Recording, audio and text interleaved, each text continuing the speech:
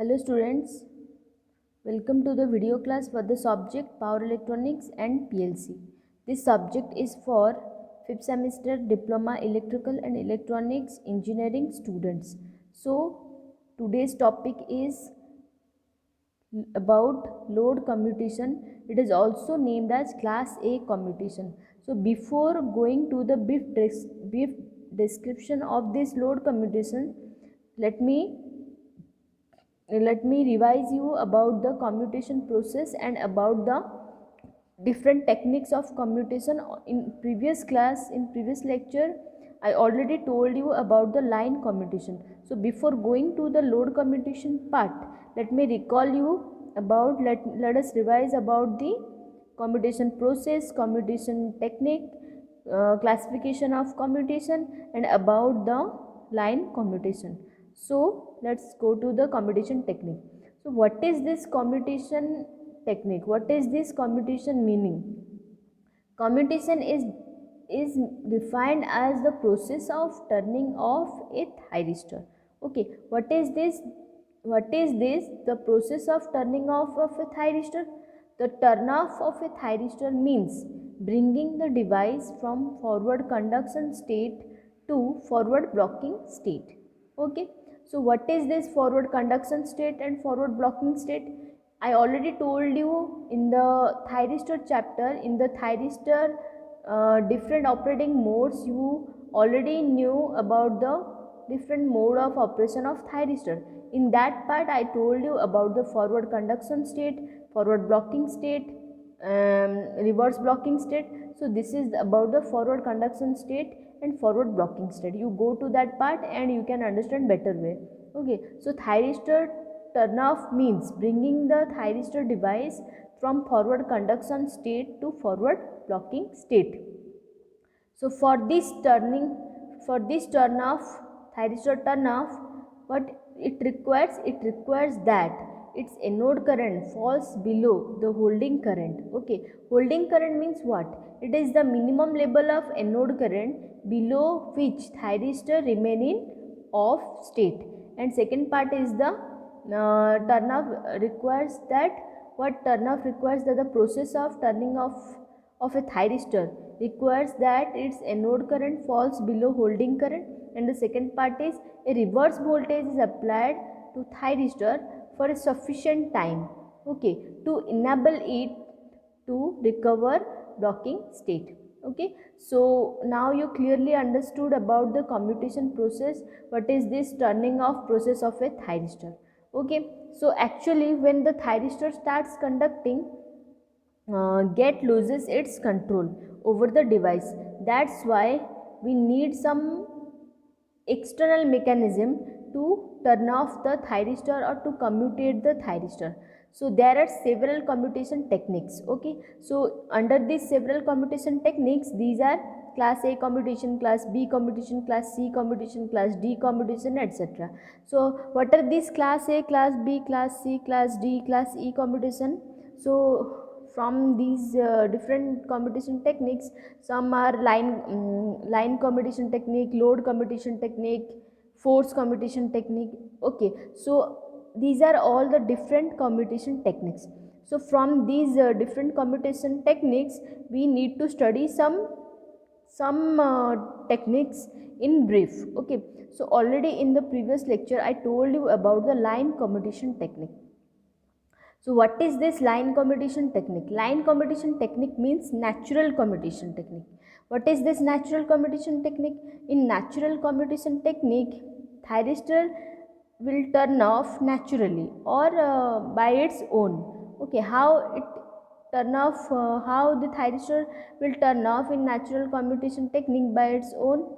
See, it acts according to the supply. Okay, when the supply voltage is in forward mode or forward mode means when the supply voltage is in positive half cycle, the thyristor is in on state. When the supply voltage is in negative half cycle, the thyristor is in off state. Okay, because when the supply is in negative half cycle, a reverse voltage is applied across the device, and this reverse voltage naturally turn off the thyristor device. Okay, so this kind of commutation technique is known as natural commutation technique or line commutation technique. Now you have the idea about the commutation technique and about the line commutation technique, and you know different commutation techniques. From the different commutation technique, different, that means from the classification of commutation technique, you already studied about the line commutation technique. So next, today we will study about the load commutation technique, which is also known as class A commutation technique. Okay, so what happens under this load commutation technique? Okay, so in this load commutation technique, see, actually what we in different commutation techniques, to turn off the SCR we need to adopt some mechanism. What are these mechanism? That means in some kind of circuit we need to connect some, we need to take the help of some commutating components. Okay, we have to connect some commutating components in across the load or in the circuit.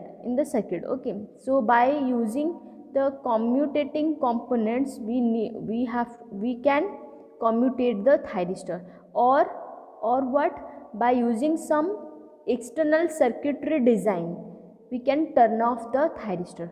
So under load commutation technique we have to use the commutating components like L and C.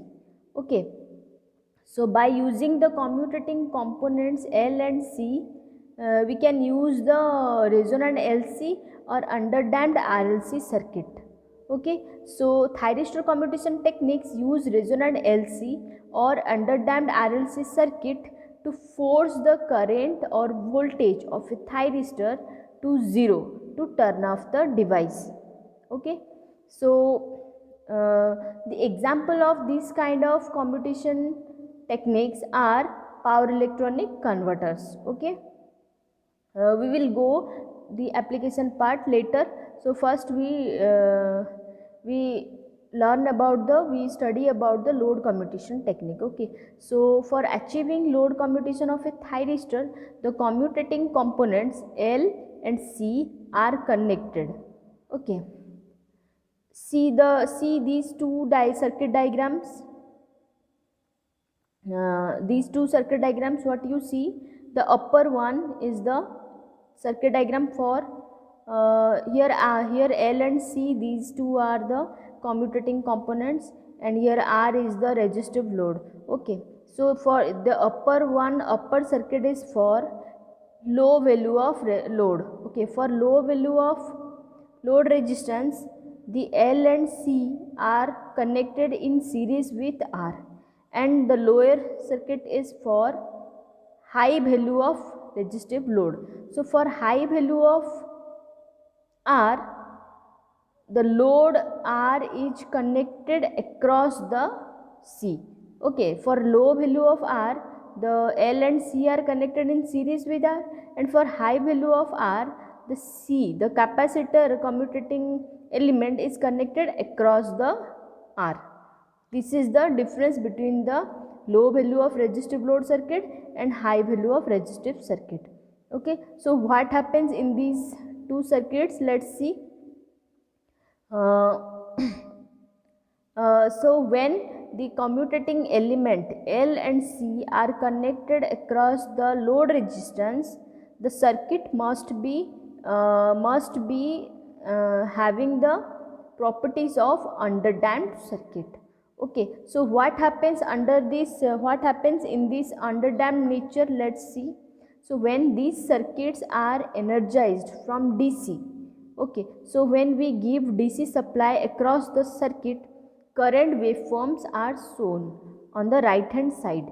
Okay, so when we give DC supply, because these elements, these circuit are energized from DC supply, so we have to give DC supply. When we give DC supply, the current waveforms, this is the current waveform, this is also a current waveform. The current waveforms are like this. So what happened in this current waveform, what we see? What you see in the current waveforms, that I first rises to its maximum value, and then begin to fall. Okay, see the graph, nature of this graph. You can see that the waveform starts from 0 and reach to its peak and then again fall to 0. Okay, this is the maximum or peak level of current, and then again it begin to fall and then again rise, but now it reaches to the peak level, reaches another peak level which is less than the previous peak level. So in this underdamped nature, what happens, see, I first rises to its maximum value and then begin to fall.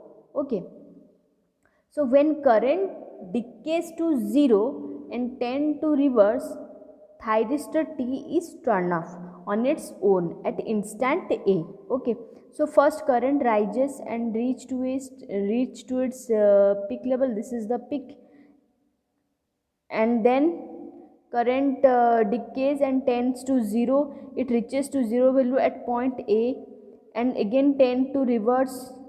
Okay, so when the current reaches to 0 value at a particular time, at that moment thyristor is turned off on its own, because when current tend to flow in a reverse direction, current cannot flow through the device, because thyristor is a bidirectional device. So current can flow through this in a unidirectional way, not in bidirectional way. So current will flow through this device in one direction, that means in a positive direction. So current will flow through the thyristor and it reaches to a peak level, and once it reaches to a peak level, it starts decaying to 0 level. So when it reaches to 0, and then current again tend to flow in a reverse direction, but at that A point, at that natural 0 point, thyristor tend to turn off on its own at that instant A. Okay, so the same characteristics will happen here also. So this is the nature of current waveform in underdamped RLC circuit. Okay, so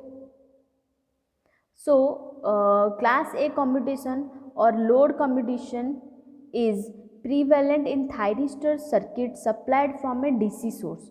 Okay, so it is mainly applicable, or it is mainly happened when the thyristor circuit is supplied from a DC source.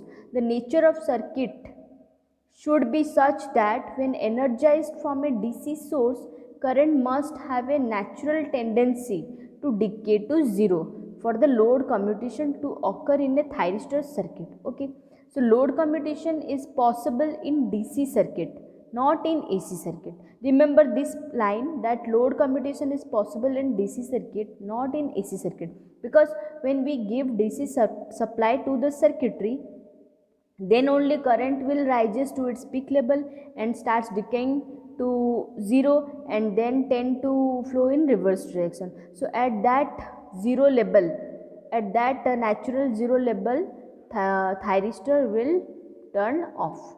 Okay, so class A or load commutation is also called as resonant commutation or self commutation. Okay, so self commutation means here the thyristor will turn off by its own, that's why it is known as self commutation.